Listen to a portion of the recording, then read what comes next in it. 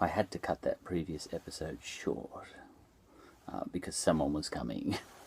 They already know I'm an idiot. But no use flaunting it. People approach my shed sometimes. Get out! Get out of here! I'm busy. I'm busy talking to myself, I've actually decided to call that previous episode Skit 1. Because as I was speaking it, I was enjoying it. And it was coming across to me like a skit. I might go to the comedy festival with stuff like that one day, when we get out of all this COVID stuff. And just get on the stage and just rant off the top of my head. Because these things are just take one. I didn't even know. I thought I was going to talk about a book in that previous episode, and I ended up talking about funny stuff. Funny to me. It's only about me. It's all about me. If I were to go to the comedy festival and try these skits out, I'd like to make them special coronavirus editions with no one in the audience, just an effigy of me down there looking at me, because that's what I'm doing right now. I'm talking to my favourite person, and it's a very appreciative crowd. These episodes, this YouTube channel, it's for me only. But I got cut short on that previous episode, so I'll continue it on. I can't remember what I was talking about, though, at the end of it. Yes, I can. I was talking about Joe Biden, and then I got on to indentured labour or something, and then I got on to straight old labour, and I got on to Paul Keating. I remember that because I was a big fan of Paul Keating. My brother-in-law and I, Paul and me, not Paul Keating, another Paul, we went and saw the stage show that was called Paul Keating. Keating the Musical. Paul Keating the Musical is hilarious. Obviously Alexander Downer in fishnets and all that sort of stuff, but it was fantastic. The sweetest victory of all. It was post that. It was just around the corner from where I worked at the time, where I still work, in some sense. Oh God, people are coming again. I might just keep talking anyway, except quietly. Anyway, what was I talking about? I remember I was talking about 3 levels of slavery, or maybe there's even 4 in my head, and one is slavery. And we abolished that worldwide. We had to drag a few people kicking and screaming to the table. It took them about another 100 years before we. I'm not sure that we've stopped it all yet. We stopped a lot of it. I know there were some countries in Africa and the Middle East that really still wanted to keep it going. Oh, we love our slavery,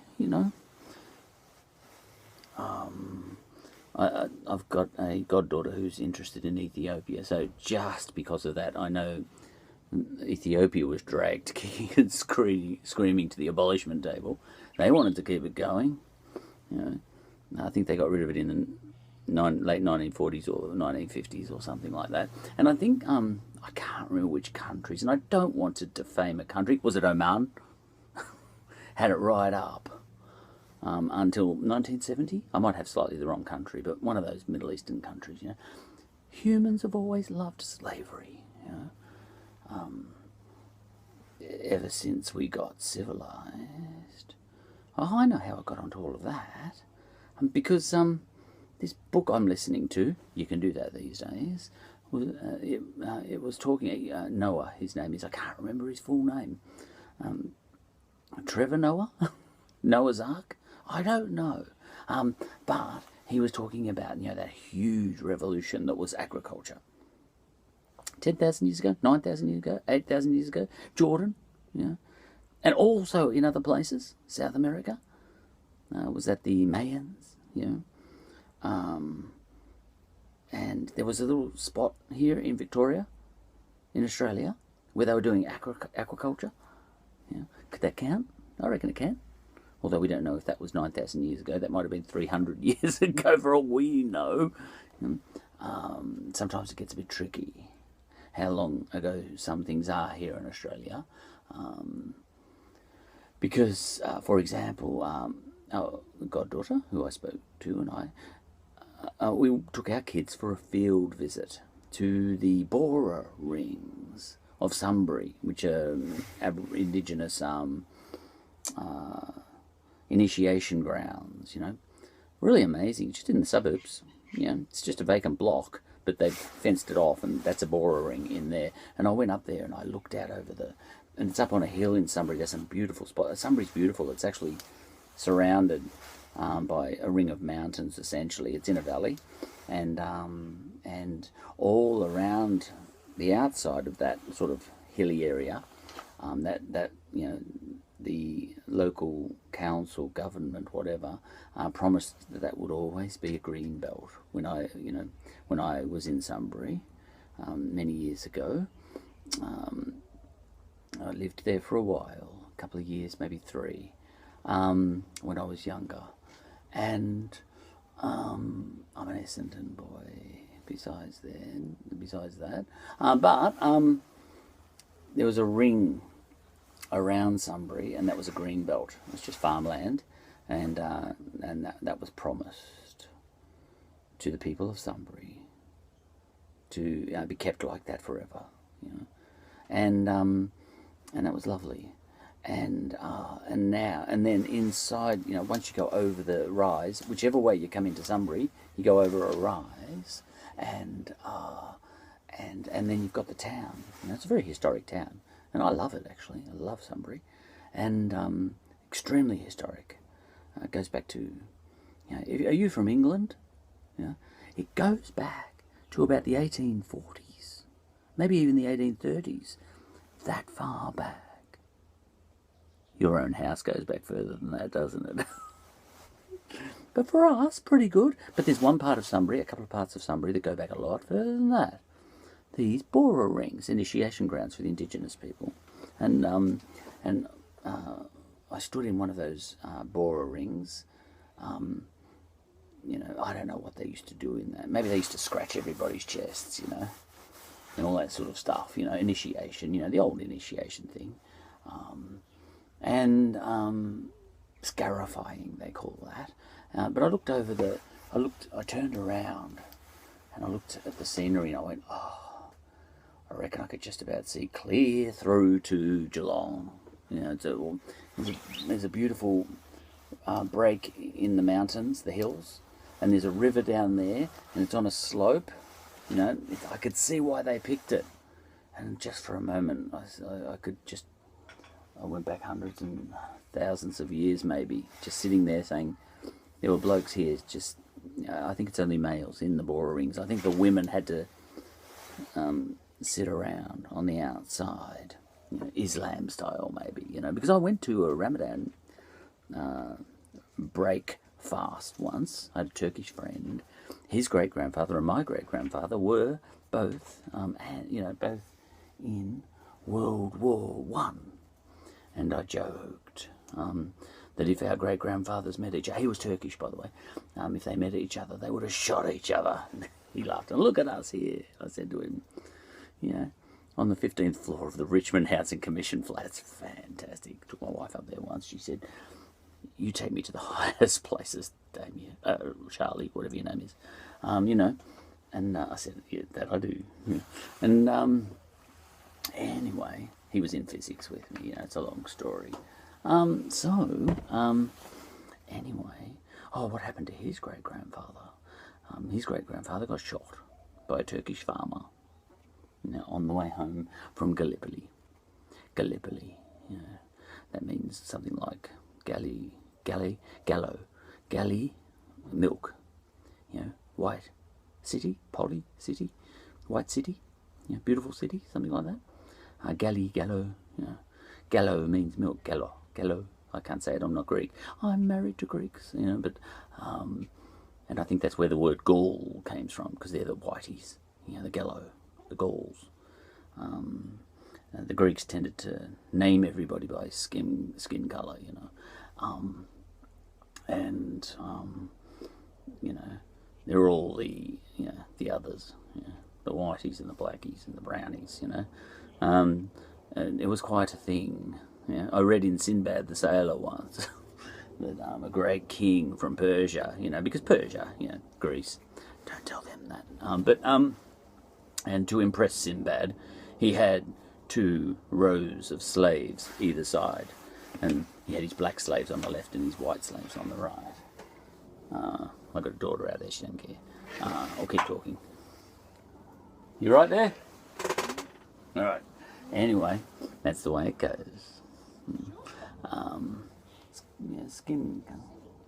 Skin colour, it's been big for a long time, but and the dark-skinned people, the Greeks called them Ethiopians, which I think means burnt faces, and the white-skinned people, they were called Gallo, the milk skins. And anyway, what was I talking about? I'm a bit distracted because there's people outside. But I was talking about slavery. That's right, that's what got me onto all of that. And then I said the first level of slavery is slavery. And we finally, the penny dropped with humans. Maybe it's a good idea to get rid of that. I don't think the penny dropped. I think economic circumstances made it possible. Industrial revolution, it could only happen in Europe. And it was a little bit like the Civil War in America. The northern people were so nice, they wanted to get rid of slaves, and the southern people were so horrible. All the Republicans up north, they're lovely. All the Democrats down south, they're bloody racists and all that sort of stuff. But the economy down south relied on slaves, and the north was industrialised. Humans aren't that nice. They become nice when they can be. Great big civil war. It wasn't over slavery, I don't think. I'm not a history expert, but I think it was about, the North was pushing a certain kind of an economy, and the South wanted to see, they had cotton fields, and industrialisation was not going to keep the economy going down there. They wanted to keep the slaves. If the roles had have been reversed, if the humans had have been reversed, Lincoln would have been down there, and General Lee would have been up there. I know they're not the 2 generals in play, but you know what I mean. So there's that,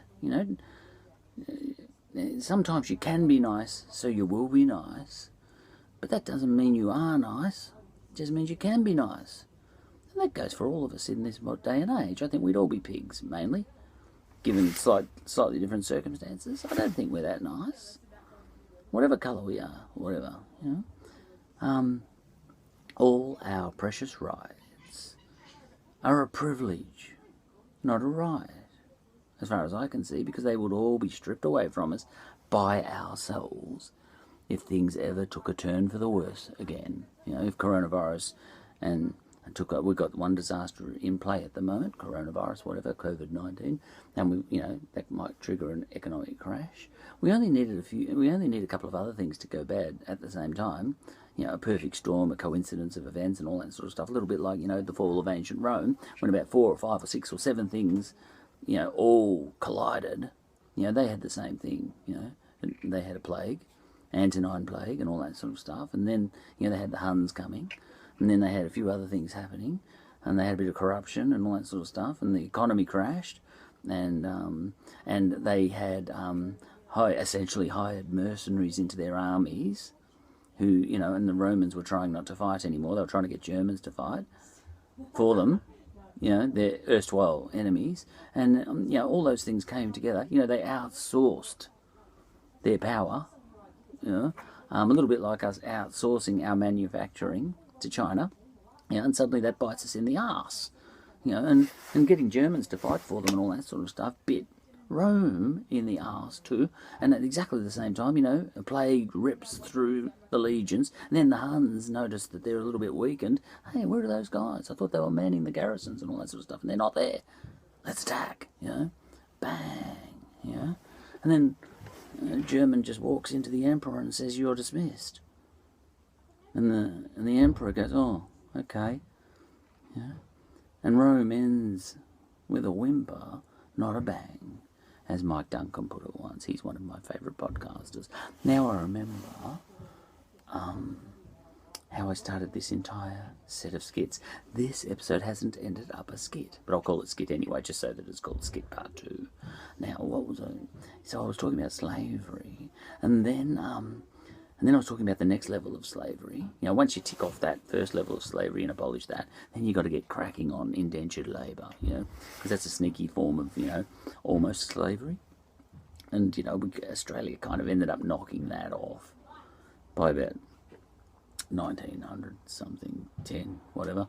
But at the same time, we were attacking the third level of slavery, which I think is working conditions just for ordinary workers. It's a bit Marxist, isn't it? And we're coming across as a bit of a commie, you know. But, you know, Australia was into that. We were at the forefront. Way back in the 1850s and all that sort of stuff. 888. There's a big statue in Melbourne about that, you know. And I've waxed lyrical about that before. You know. And tree of knowledge and all that sort of stuff, you know. And my brother went and saw that, sent me photos up in Queensland. And, you know, the spirit of labour, which I discussed at length. And Eureka and all that sort of stuff, you know, and working conditions and all that. We were on a mission, Australia. We had some really good things going. We had some really bad things going too, but we had some really good things going around, knocking off that third level of slavery. And I think that heavily influenced our White Australia policy, by the way. I've talked about that before, because the more and more I investigate that, it wasn't about skin colours, so to speak. It was closer to xenophobia. And it wasn't even really racism. It was more xenophobia against the Chinese, you know, after the gold rush and all that sort of stuff. But it was also about the spirit of labour, you know, our version of left-wingness. And that was definitely going to be destroyed if the Chinese came in, you know, and all that sort of stuff. You know, because we had gone to that third level of getting rid of slavery. Look, you could go back to hunter-gathering and get rid of slavery altogether straight away. But you can't go backwards, you know. Too many people would die. We've got 7 billion people in the world, and 6.5 billion of them would have to die within a generation to get back to hunter-gathering. So, you know, is that a price you want to pay? Some people would say yes.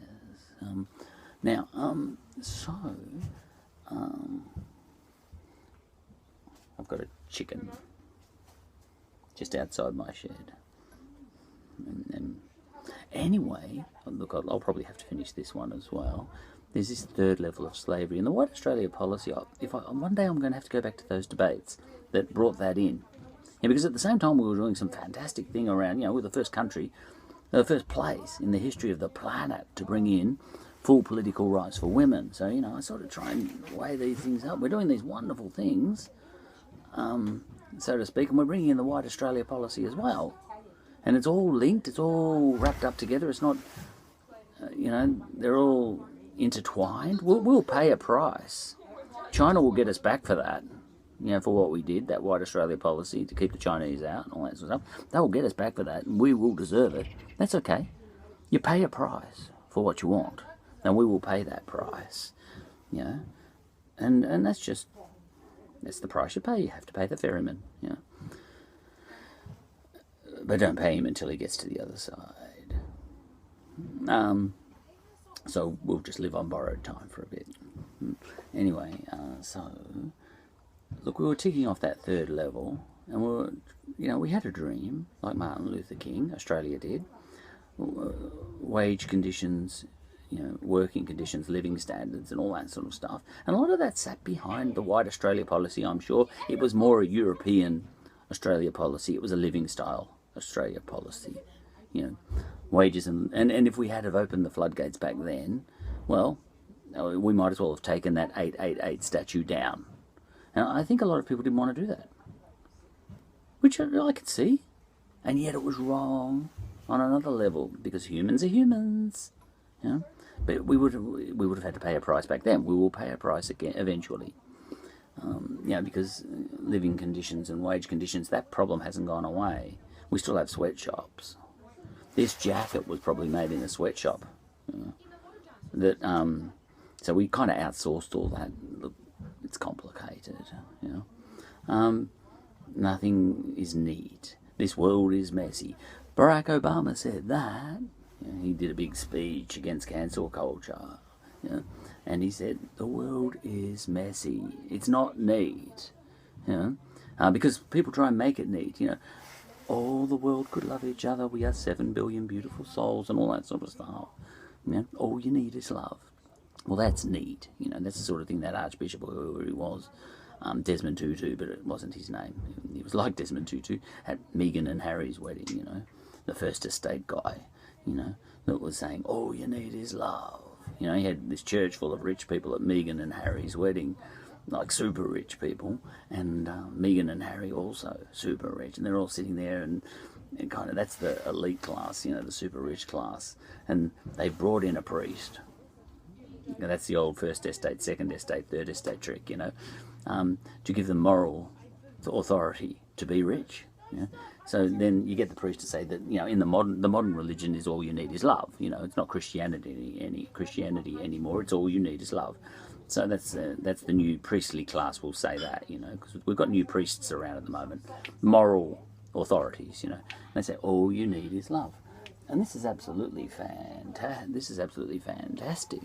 Because you can be super rich, and as long as you love everybody, you're fine. You can get through the eye of a needle, anything, you know. And so you get this Archbishop saying, "Look at these two, this lovely couple over here, you know, Meghan and Harry, just super privileged, you know. Oh look, Meghan had to claw her way up. I respect her for that. But bottom line, he's talking to everyone in the audience, and he's saying, all you need is love. You know, and he didn't say, all you need is justice. Or all you need is to reduce the wealth gap between the super rich and the poor, the working poor, and all that sort of stuff. He said, all you need is love. Meghan and Harry, oh, yeah, and I love you and you love me, so, you know, we're going to heaven, you know. And what you do is you get the first estate, the priest, to say something that will lend legitimacy to the rich class and all that sort of stuff. And then all the peasants outside the church, because they couldn't even get in, you know, they're stupid. We're all stupid. And we say, oh, all right, those guys in there, the really rich ones, they're okay, because the priest said so. I wouldn't have taken it from them. I wouldn't have taken it from Harry and Meghan, but given the priest said, and he's black anyway, you know, bingo, you know. All that sort of stuff. All right. So that works all that out. So, you know, it's this slow evolution, you know, the slow revolution to a better world, which might all come crashing down. And maybe if it crashes down hard enough and we have a nuclear war, we might get back to hunter-gathering, and we might actually get back to something very beautiful. I don't think it was that beautiful. It's not that great, hiding in a cave because you are prey. You know, the wild animals come at night and you are actually scared of them. It's not that good. You know? And not to mention all the other ways you can die, besides a wild cat coming and just carrying away your baby. You know, and all that sort of stuff. You know, everyone hiding in the cave all night, you know, scared of all the wild animals out there. You know, not that great. But, you know, there were some things about agriculture that wasn't great either. Anyway. So what was I talking about altogether? Because this almost brings me back neatly to the start of this whole double episode, which was that book. Ah, yes, I was talking about that guy, how he was overplaying, you know, Sapiens, A Short History of Mankind. How I thought he was overplaying how good it was being hunter-gatherers and how bad it got being agriculturalists. And I would agree, you know, we descended ourselves into slavery as I have just described in this episode and the one before this. Well, that did happen, but it wasn't that good beforehand, being a hunter-gatherer, you know. Even the Indigenous Australians, look, it was probably better for them before we came here. Oh yeah, I was talking about the Boer rings too, wasn't I? I forget what I was talking about that. You know, I don't know what I was talking about there. So, that brings me back to, I'm finished, I've got nothing else to say.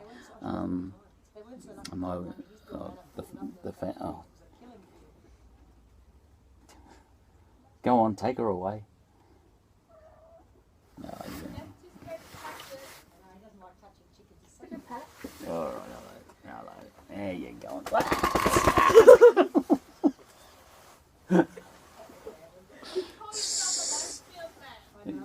I know. Yeah, all right. You've got, you know, you're a chicken whisperer. You're all chicken whisperers. Anyway, that was salt. My wife. You know how I talk too much? My wife's out there. She doesn't talk too much. She's a Greek. Part Greek, half Greek. She's a Spartan, you know. I like the Spartans. We Australians aspire to be Spartans, to be laconic, you know. I haven't achieved it. What did my wife say this morning? I'll finish off with that. We were talking about... she got some police stickers. You know, the ribbon, the police ribbon. And put a police sticker on the back of each of our cars. We've already got the blue ribbon on there. There were some cops, 4 cops, that actually got wiped out, killed in Melbourne not too long ago, and there was an outpouring of support for the police. You know, this is apropos of nothing. I'm just adding this on to finish the episode off. And I ended up talking about that for episodes and episodes as I worked my way through all of that. And then we had Black Lives Matter, which came next. And I ended up speaking episode after episode about that too.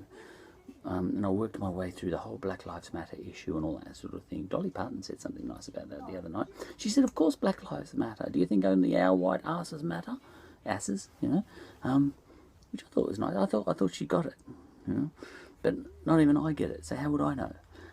But I worked my way through Black Lives Matter so in such detail, and I slowly ended up a Black Lives Matter supporter by the end of the episodes. I kind of talked my way through it and worked my way through it, and I finally decided, you know, for me, that it was a form of like feminism, you know, where the world's out of balance, so you have to overcompensate in the direction of, well, women in the case of feminism, but black lives. In the case of Black Lives Matter, you know, you actually go a little bit overboard, and a little bit like getting women into Parliament and everything. Yeah, have quotas. I'm a big fan of quotas. So Black Lives Matter came along straight after. And I talked about it for so long. The issues about Black Lives Matter and all that sort of stuff, you know, and the police, and supporting the police as well. You know, because I was a heavy supporter of the police, and I'm a heavy supporter of Black Lives Matter too, but there were a lot of Black Lives Matter people who just wanted, you know, they used it to, you know, they smash police, you know, even nice police, you know, and we're not smashing the nice police, they're the minority, we're smashing the institution of the police, you know. But then I know some police, my brother, and he says, no, the institution's good, you know, we're taught all the right things, and most police I even, you know, the police I know aren't racist or anything, they just want to go to the footy, you know, and all that sort of stuff. You know, I'm not going to come down one way or another on that debate. I don't debate things, I don't give opinions. But my wife, you know, I talk and talk and talk as I'm talking right now so fast, and I just talk and talk and talk and talk, and my wife just puts it so short. This is why I like Spartans, because Spartans were famous for that back in the old days, you know.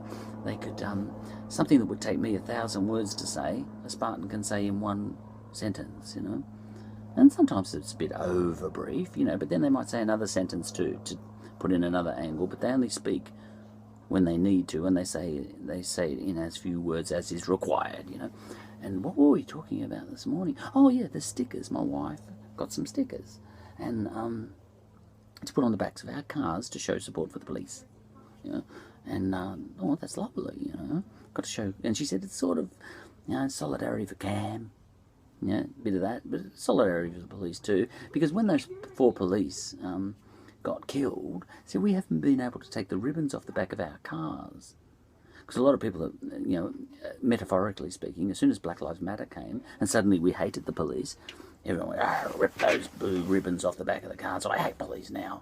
You know, I love them, I hate them, you know, because I just go with the crowd. You know, but you know, suddenly the blue ribbon. You know, and I think there were big billboards all over Melbourne. We stand with you, police. You know, and they all got ripped down. And suddenly we stand with you, black people. And I'm thinking, what's going on here? You know, and ended up for me one of those classic either or situations. You know, am I with the police or am I with black people? Oh my God, I'm with both. You know, which just sounds a bit trite, but you know, there it is. Anyway, I worked my way right through the Black Lives Matter issue, and I ended up a real Black Lives Matter supporter on this YouTube channel. You know, I worked my way through it. You know, said some deadly things one way and the other as I worked my way through it. So you can get smashed and cancelled in the process of talking it through. You've got to come out with the result, and the right result that everyone demands that you think. You know, or else, you know, you lose your job. You know, but I did it in a mature way, and may I lose my job for that. Because what you're supposed to do is hear what the right message is and then just parrot it. I agree with everything the Black Lives Matter activists tell me, you know, and all that sort of stuff. You're not supposed to talk it through and argue it through, and you're not allowed to bring in nuance. You've just got a meme has to come along, and you just have to press like or get sacked. You know? But yeah. I was born before the social media age. Anyway, but my wife put it in just a couple of words. And I said, oh, that's nice. You know, you got the, yeah, all right, I like that. Thanks for putting that on my car, because you told me, I put that on your car. Yeah. And I said, oh, thank you very much, you know. And I said, you know, isn't it funny? That's all I said. Isn't it funny? You know, there was such an outpouring in support of the police. And then she cut me off and she said, yeah, and then some bloke gets killed in America and they blame our cops.